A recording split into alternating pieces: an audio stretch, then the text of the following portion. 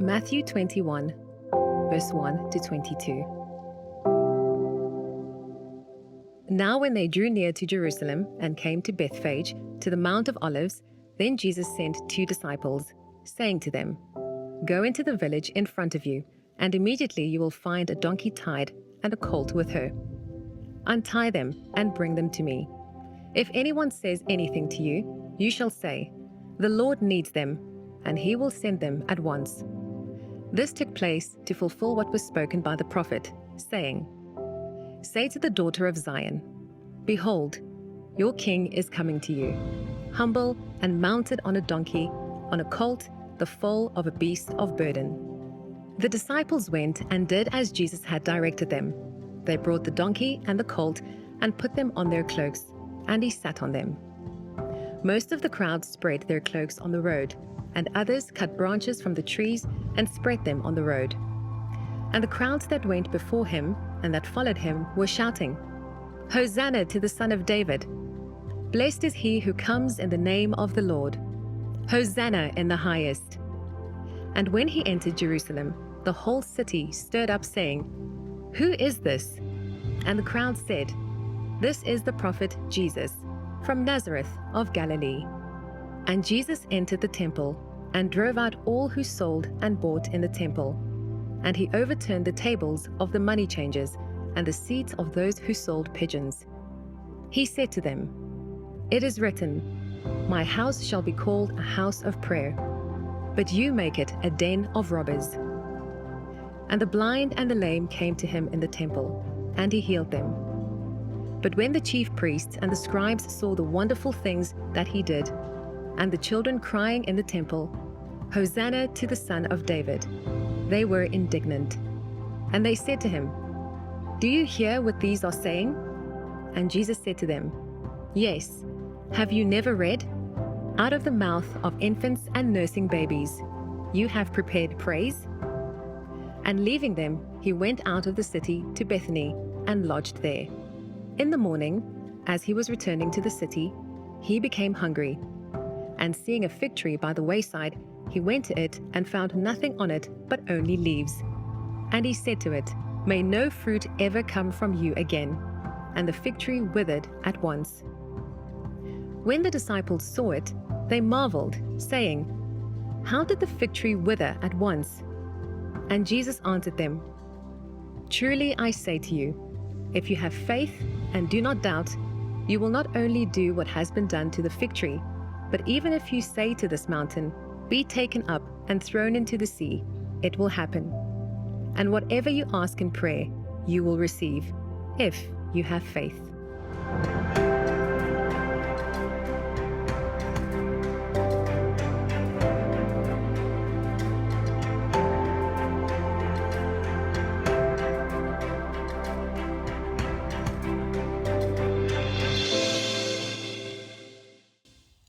From the very first sentence in Matthew, we've been introduced to the idea that this person, Jesus, who Matthew is going to tell us a lot about, is in fact a king. From the very first sentence, Matthew 1 verse 1, this book of the genealogy of Jesus Christ, the son of David, the son of Abraham. Evoking the name David would immediately bring to mind to the Israelites and to anybody who's read the Old Testament scriptures, the person of David, Israel's greatest king, who achieved much of what God promised for his people. But all the scriptures pointed towards another king who would come from the line of David, who would take David's throne but rule eternally. All the scriptures promised that. And Matthew, from the outset of his account of Jesus, has been trying to tell us that Jesus is that promised eternal king.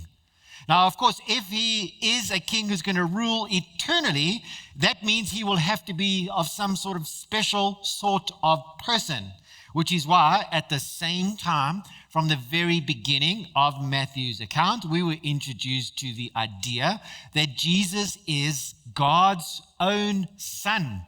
So divine himself. Hence, the virgin birth story, the idea of Emmanuel, God with us narrative from the very beginning. And through Matthew's gospel, as we've looked at even recently, remind us that this Jesus is God's Son, more recently in the Transfiguration account on the mountain where Jesus' appearance changes and the voice from heaven says, "This is my Son." We're learning Jesus from the beginning. Jesus is the eternal Son of God, come to earth to be King of God's people. And so Matthew's account, unsurprisingly then, comes back again and again and again to the idea of Jesus as eternal King. So when we first meet the person of Jesus, the first words out of his mouth in ministry are these. From that time, Jesus began to preach, saying, "Repent, for the kingdom of heaven is at hand."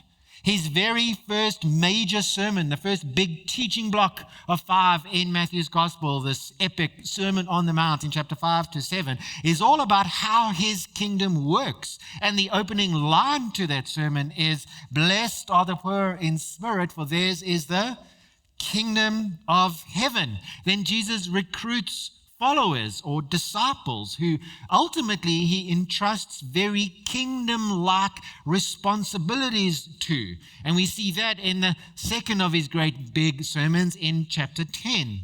We read this, "Then these 12 Jesus sent out, instructing them," the 12 disciples, "Go nowhere among the Gentiles," brackets, "not yet, and enter no town of the Samaritans, but go rather to the lost sheep of the house of Israel.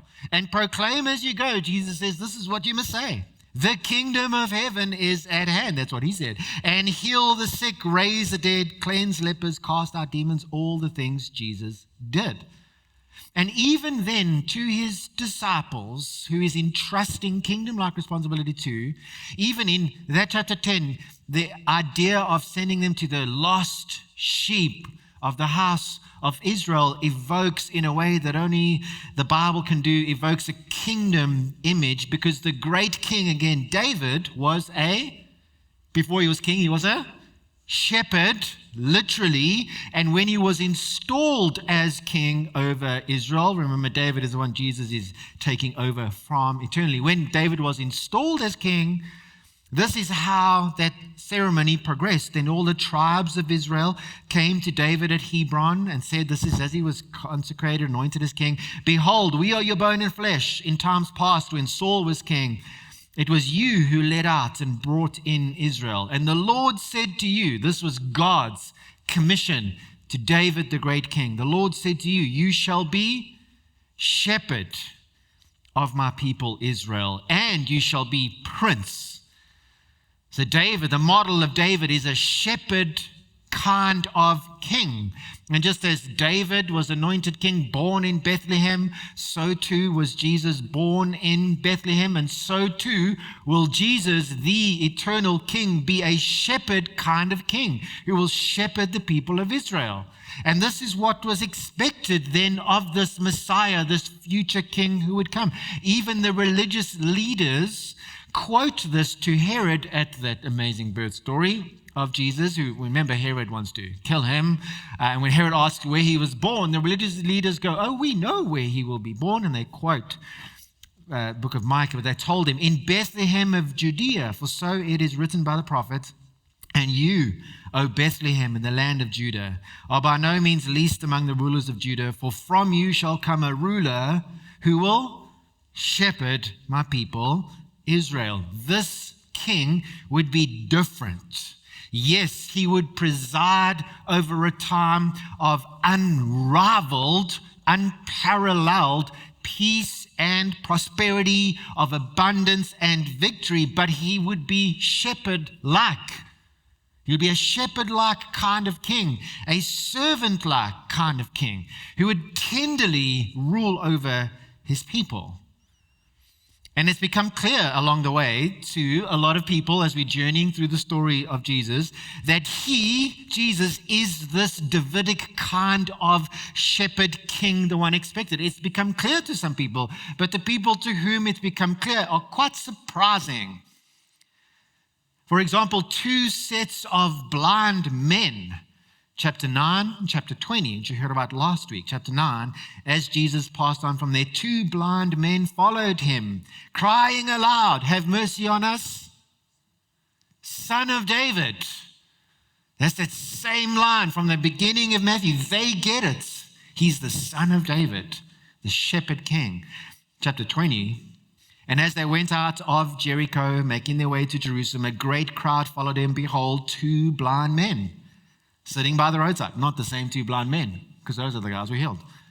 And when they heard that Jesus was passing by, they cried out, "Lord, have mercy on us, Son of David." Now, these two stories of two blind men, they're not random. They're strategic bookmarks in Matthew, where ironically it is blind people who see who Jesus is as the Davidic king, and they're put at these strategic locations to contrast with people who can see but don't see that Jesus is the Davidic king. And in both instances, the people who don't see, who actually are blind, even though they can see, are the religious establishment, the religious leaders who are based in Jerusalem, the city that Jesus is today finally entering, who don't see, who don't believe. In Matthew, seeing is believing. I know that's an idiom that means something else, but in Matthew, having sight means believing that this Jesus is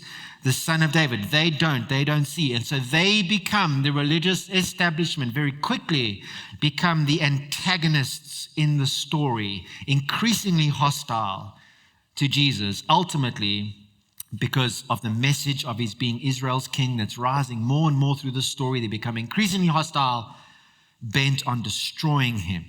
Curiously, however, as people are starting to get this, people are seeing, as they're starting to get this from the crowds to the disciples.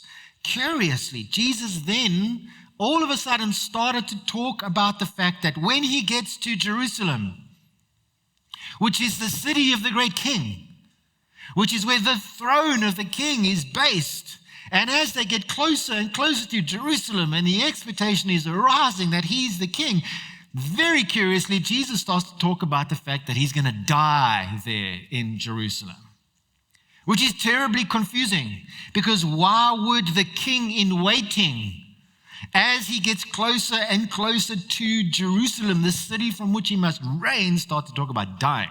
And he talks about dying a few times, remember? At least 3 times very clearly. Here's the last time, again from last week. As Jesus was going up to Jerusalem, he took the 12 disciples aside, and on the way he said to them, "See, we're going up to Jerusalem. Yay, to be made king.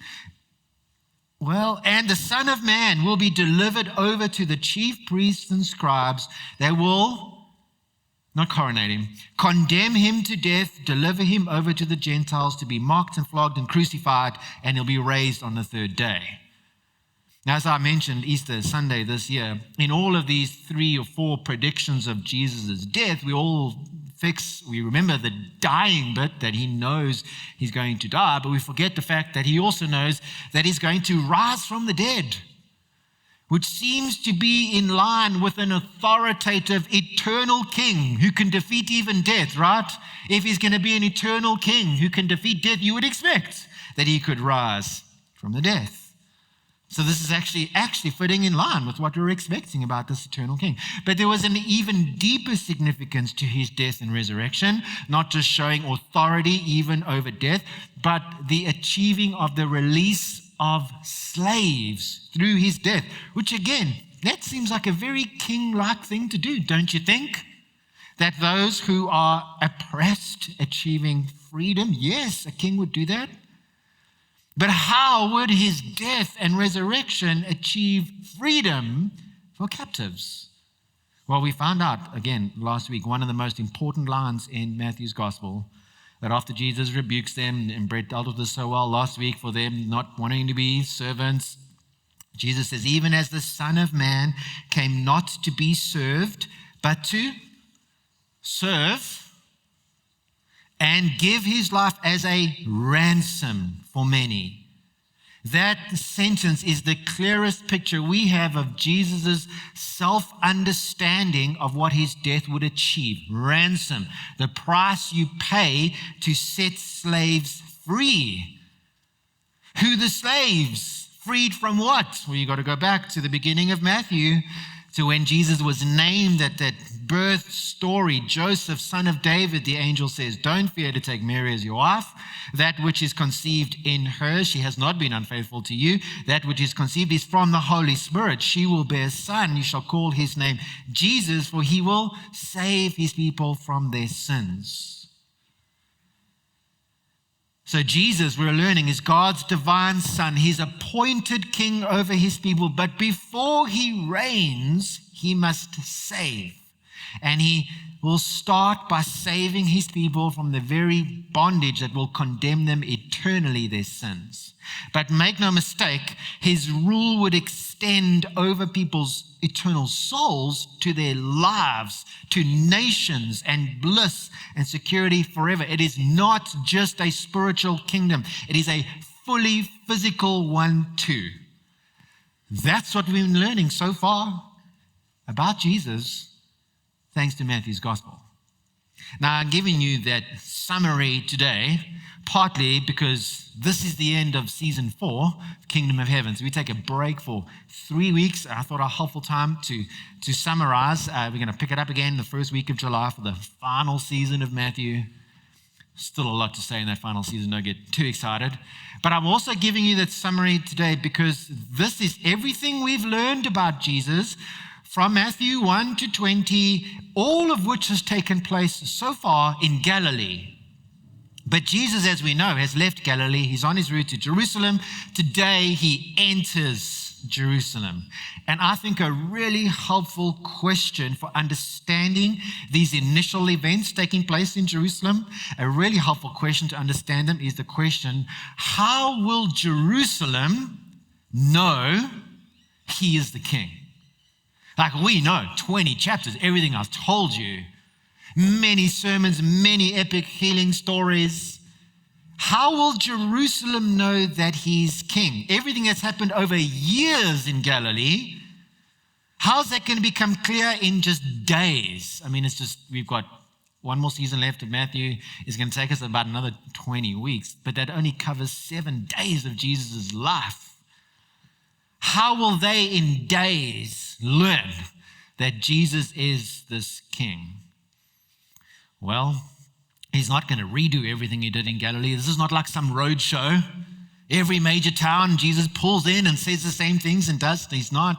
But in one 24-hour period, the events we're looking at today, just 3 events, it will be unmistakable that Jesus is God's eternal shepherd king, come to prepare his throne and prepare his people for his reign. It's going to become clear through these 3 events, which means they've got to be pretty epic events to carry that weight, right? And they are. These 3 stories are unforgettable stories. If you've been around church for a while, you know these stories. You've heard them before. Riding on a donkey into Jerusalem, massive crowds, the cleansing of the temple, the aggression showed in the temple. That's a Jesus we can't get out of our minds. Seems so unusual. Not to mention the smiting of a poor fig tree. These are unforgettable on the surface, these events, but beneath the surface, these 3 events are steeped in the prophetic tradition. And what I mean by prophetic tradition is 3 things. It's firstly, meaning there's a prediction here that some of these events were predicted thousands of years, hundreds of years before they happened. That's how God spoke through prophets, predicting events that we're supposed to pay attention to, but also prophetic in the sense that they are symbolic. Symbolism and prophecy go hand in hand. There's a lot of symbolism in these 3 events, and prophetic in the sense that God is warning his people. That's what prophets did. They didn't just tell cool things about what's going to happen in the future for no reason. It was to warn people and make promises to them. So 3 profoundly prophetic events. That's what's before us today, that announce to Jerusalem unmistakably that Jesus is this long-awaited king, none other than God's own son come to do business. That's the 3 events. A lot to cover today. lots of work to do. So hopefully with that little introduction, you're ready to do some work. Let me just step back for a little bit, tell you all that I think I can achieve today, try to do justice to these three epic stories. But actually in my mind, what I'm hoping will happen in your minds is I'm thinking of a puzzle, and I'm thinking of pieces of the puzzle that are being built of who Jesus is. And I know many more pieces are going to be put in that puzzle today. I hope that coming out of today, you have a clearer picture of who Jesus is. Maybe for some of you, if you just happen to be, this is your first time in church ever, you'll get a ton. Like in one day, it's your lucky day. You're welcome. But that's all that I'm hoping. These pictures are going to, puzzle pieces are going to fit into place today. So let's go. Story number one, the so-called triumphal entry. As Jesus enters into Jerusalem, finally, he's accompanied by great crowds of people, which is pretty much his entourage from Galilee. Sometimes we miss that in the triumphal entry story. These are people who have come with him from the rural areas and from Galilee, who know him, who've seen, who've heard these things, who are shouting out his royal credentials. This is what they shout. Hosanna to the Son of David. Blessed is he who comes in the name of the Lord. Hosanna in the highest. What are they saying? They're saying the same things the blind men said. The same thing Matthew told us in Matthew 1 verse 1. Jesus is the Son of David. This is good. This is going well. They say Hosanna, which means save, please. That's what it means. It was a cry for God to rescue and to save, and it just became a shout of praise, but it means save. This is good. This is what the king would do. They're laying their clothes on the road, which is what Israel had done to welcome kings in the past. This is good. So the accompanying crowd are making a big fuss about Jesus as king, but the crowd inside Jerusalem, remember, they haven't heard these stories. They have not seen them on YouTube. And they say, who's this? Who's this? The city is stirred. If the word is, it's shaken. It's a word, Greek word from where we get like earthquakes, seismic activity. It's shaken. Who is this? So how will it become clear who Jesus is to Jerusalem, the city with the throne, the city with the temple? Enter the prophetic significance. So before Jesus rides into Jerusalem, Matthew tells us about the procurement of his ride, a donkey, along with its unridden colt. Matthew gives us some details, not as much as Mark. Mark goes into a lot of detail. Verse 1 of 21, now when they drew near to Jerusalem and came to Bethphage, to the Mount of Olives, then Jesus sent 2 disciples, saying to them, go into the village in front of you. Immediately you will find a donkey tied and a colt with her. Untie them, bring them to me. If anyone says anything to you, you shall say, the Lord needs them, and he'll send them at once. By now we know Matthew loves geography, and so telling us that Jesus approaches Jerusalem from the direction of the Mount of Olives means that he will enter the city from the eastern gate, which is the gate through whom it was expected the Messiah would enter into based on Zechariah 14 verse 4. If Jesus is going to pick a gate to go into Jerusalem, you're going to bet it's the eastern gate. So he tells them, his disciples, to get these donkeys, saying to anyone who asks, hey, why are you taking those donkeys? The Lord needs them. Which indicates that's a royal prerogative. The king comes and asks you for your car. You give him your car. This is a royal prerogative here. If the Lord of Kings asks you, give it. But a donkey, why would Jesus choose a donkey as his preferred choice of transportation in his epic entry into Jerusalem? We've never read of Jesus riding on any animal before. Seems like he walked just fine. Matthew tells us using prophetic tradition. And in the predictive sense, it was predicted the Messiah would enter this way, but also in the symbolic sense. Let's start with the symbolism. Symbolically, why the donkey? To show very specifically the humility of Jesus. Can't miss this. Yes, he's a king, but a what kind of king? A shepherd-like king, a servant-like king, not a king like Alexander the Great, who 300 years before Jesus walked into Jerusalem or came on a war horse into Jerusalem, not the kind of king whose kingdom expands through violent aggression and forced submission. His kingdom does not expand through forced submission and violent aggression, but global invitation through humble repentance. He's a shepherd king, a servant king, which is just pause. That's what you want, by the way, in a king, is that shepherd kind of king. You want a strong king, you want a king with authority who can deliver, but you also want a humble servant kind of king who cares and is compassionate.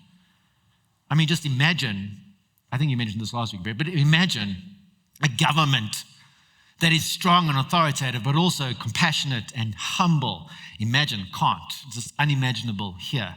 That's how it is in the kingdom of heaven. And Israel would expect this servant king. It's not a surprise to them. It's so clear in the prophetic tradition.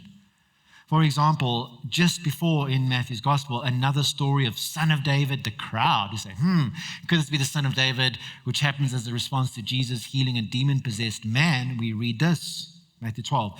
Jesus, aware of this, withdraws from there. Many followed him. He healed them all, ordered them not to make him known. This was to fulfill what was spoken by the prophet Isaiah.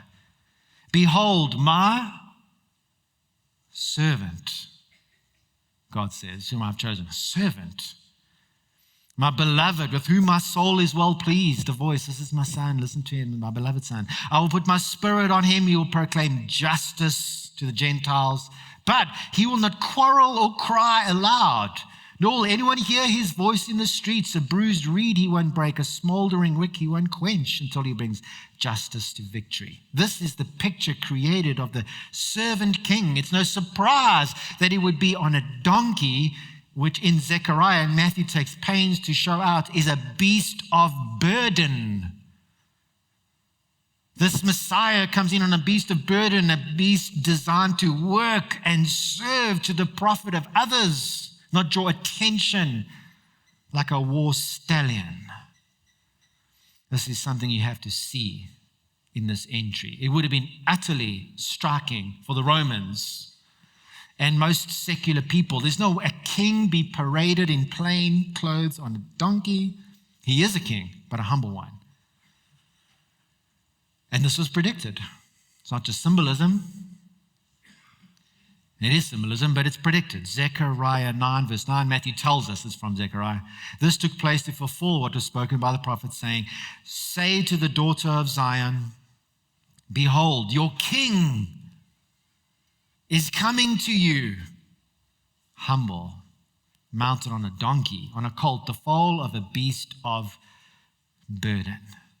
So there's symbolism in the donkey, but also there's the long-awaited king who will come. And Zechariah is all about a king who would come, who would liberate Jerusalem from its oppressors. And Jesus is deliberately activating that prophecy by making all plans to ride in on a donkey. Which is, again, is startling because up till now, as we just read, Jesus has taken great pains to make sure whenever people get it that he's the son of David, he says, hush, don't tell anybody until now, where he deliberately evokes this prophecy and receives the Son of David cries around it. But the question is, would Jerusalem get it? Who is this? Is the question for Jerusalem on this day, and it's exactly the question for anyone today. Who is this?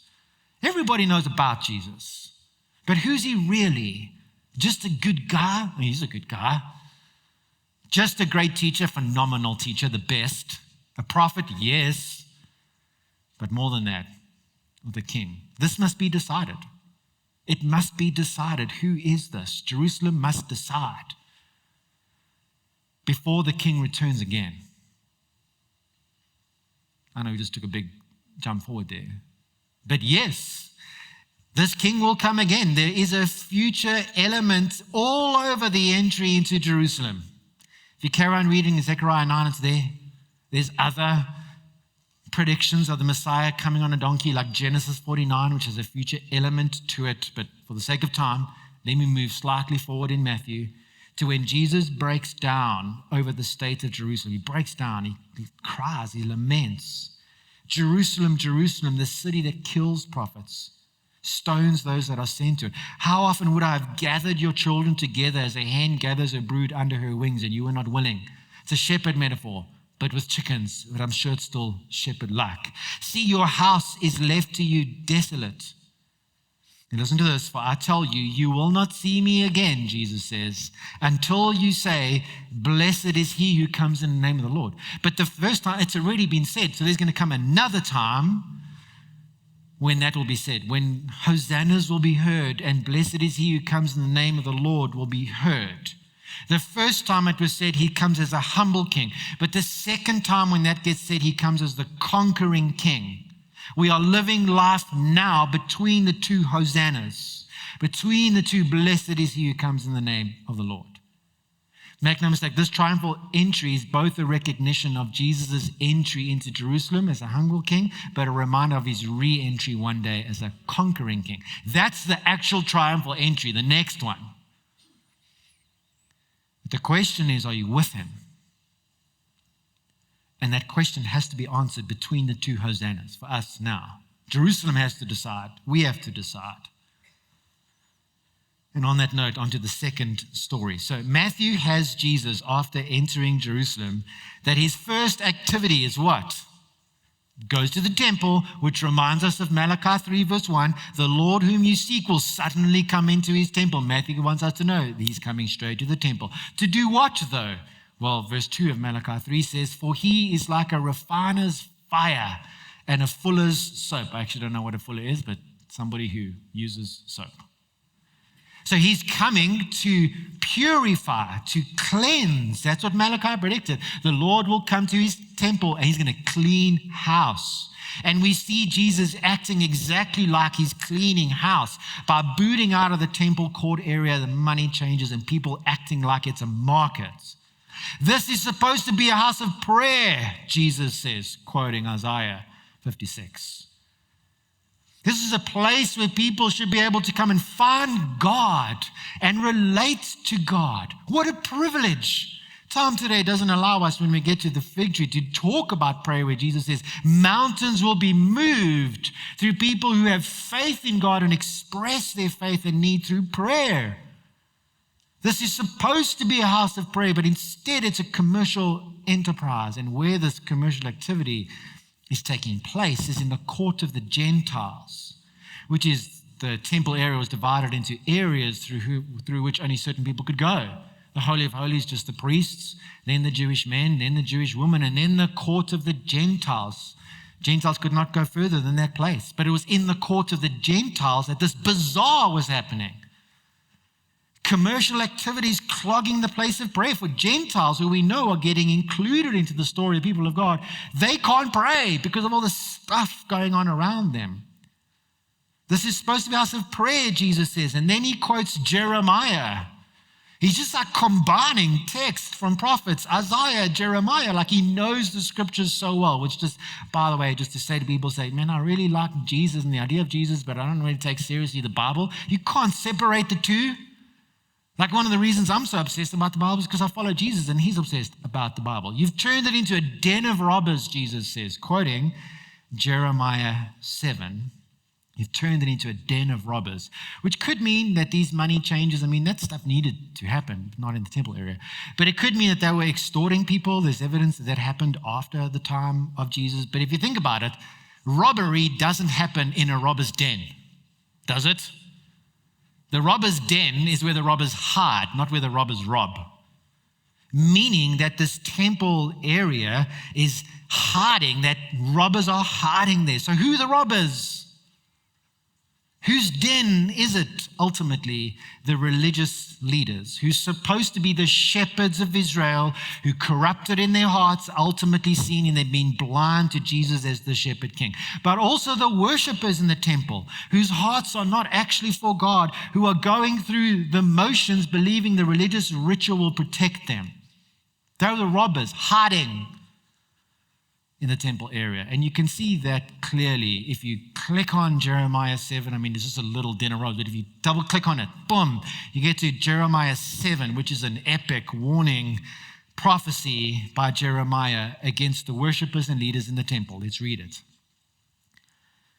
the word that came to Jeremiah from the Lord, stand in the gate of the Lord's house and proclaim there this word and say, hear the word of the Lord, all you men of Judah who enter these gates to worship the Lord. Thus says the Lord of hosts, the God of Israel, amend your ways and your deeds. This is stuff they're doing and we're supposed to be doing. Amend your ways and deeds, and I'll let you dwell in this place. Will you steal, murder, commit adultery, swear falsely, make offerings to false gods, go after other gods that you've not known, and then come stand before me in this house, which is called by my name, and say, we're delivered, only to go on doing all these abominations? Has this house, which is called by my name, become a den of robbers in your eyes? Behold, I've seen it, declares the Lord. That's pretty clear. There was hiding in the temple. It was pretense. There was an appearance of godliness on the outside, but no actual desire to honor God through the way they lived on the inside.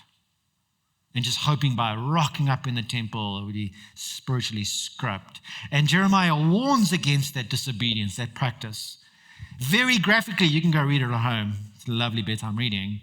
But then just the chapter afterwards, he warns about God's judgment, very graphic. But then there's this image, verse 13. When I would gather them, declares the Lord, after I come after my judgment, but there'll be no grapes on the vine, nor figs on the fig tree. Even the leaves are withered, and what I gave them has passed away from them. Fig trees not having figs and leaves withering was always a symbol of prophetic judgment, which explains the very next curious story, where Jesus curses a fig tree which has leaves but no fruit. Right? It's the pretense of religion, but without real fruit. That episode with the fig tree was not because Jesus was hangry. He was hungry because he was human and skipped breakfast. But remember, he could multiply food, and he fasted for 40 days. So this was prophetic symbolism. So beware the danger of religious pretense. The rituals without the heart, trying to cover up disobedience. And man, if there's anything we can learn from this passage, the fig tree passage, it's that the green leaves of religious practice cannot cover a fruitless life. That was a warning to Israel. A warning especially to the worshippers in the temple and religious leaders in the temple, and a warning to us today. Religious pretense. So after driving out the money changers in the temple, he drives them out, but he welcomes into the temple who? The blind and the lame. Those who were considered impure in the temple. There was a proverb going around at the time of Jesus based on when David first took the city of David from the Jebusites about the blind and lame not being allowed in the temple. But Jesus welcomes them into the temple. And he heals them and restores them. If you think about it, that's what should be happening in a temple. Not commercial activity, but prayer and healing and restoration. And the outsiders being welcomed in. In a way, Jesus clearing the temple is a casting out of insiders and a welcoming in of outsiders. Which reminds us anyone can get in on what King Jesus is doing as long as they have a humble heart and appeal for mercy. But the religious establishment, they don't see it that way. And the blind and the lame came to him in the temple and he healed them. But when the chief priests and the scribes saw these wonderful things that he did, and when the children crying out in the temple, when they saw the children crying out in the temple, Hosanna to the Son of David, they were indignant and said to him, you hear what these are saying? And Jesus said to them, yes, have you never read? He said that a few times to the Pharisees. Of course they read, they just haven't understood. Psalm 8, that's what we read in our call to worship. Out of the mouth of infants and nursing babies you have prepared praise. It's just interesting that the religious leaders, they don't intervene when Jesus does the turning over tables, when he's like rearranging the furniture. They don't intervene then.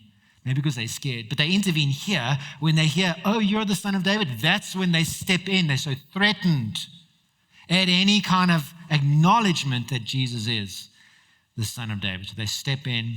Jesus says, hey, he quotes Psalm 8, which if you read, we read Psalm 8. Oh, Lord our God, how majestic is your name in all the earth. It's a psalm of praise to God. And these children are giving that praise to Jesus. And Jesus says, don't stop them. They are praising correctly. He's receiving praise reserved for God because he is God. God's Son, an eternal King, sent to establish his rule and his throne. So that event, the Hosanna, Son of David, sets in motion now, the religious leaders, this is the last straw, sets in motion the events of the next 6 days, which will lead to the crucifixion of Jesus, as he predicted. But the remaining question to be answered, church, is simply this: who is Jesus? What is your, I know we all have a picture of him, and maybe there's incorrect pieces of the puzzle that need to be removed. Like my kids do puzzles a lot, and puzzles get mixed up, and you got the wrong pieces. Maybe there's pieces that need to be removed. Maybe there's been gaping holes in your picture of Jesus that need to be filled. Maybe your picture was pretty blank, but hopefully by now, as we've journeyed now 52 weeks through Matthew, like a year's worth of sermons on Jesus, that a picture is starting to form of who he is, and it's got to include this idea of eternal shepherd-like king. It's a good thing that he's a shepherd-like king. It means anyone can be shepherded in. It means those that are lost on the outside, this shepherd will go to find and bring in. But he is a king, make no mistake. This is ultimately a question of allegiance. And that question needs to be decided now before the hosannas ring out again. Let's pray.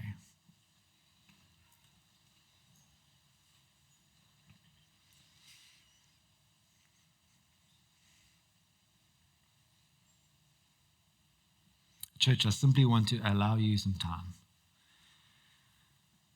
to think on the question, who is this Jesus, as we are being told?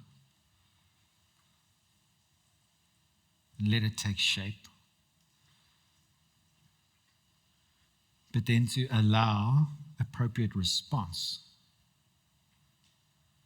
to who is this Jesus, which ultimately should be a response of complete submission, joyful submission, grateful submission. We would want to have this king over us. But it is a choice. There is an invitation. But make no mistake, the king will come again.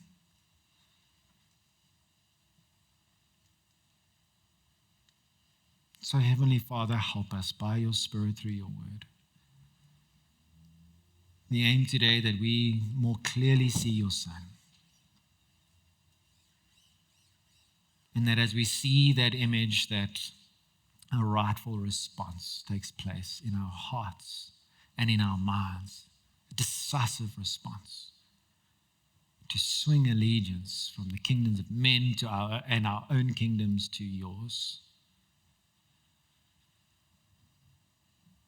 We confess our religious pretense sometimes, maybe not always deliberate pretense, but perhaps sometimes just going through the motions. Our heart's not fully set on you, as demonstrated by the fruit of our lives, which don't fully bear the kind of fruit you're looking for that should arise out of faith. We confess and pray that from this day we be fruitful trees based on our faith, our belief. Open our eyes to see. Help our minds to decide, and help our lives to catch up with all that means, we pray.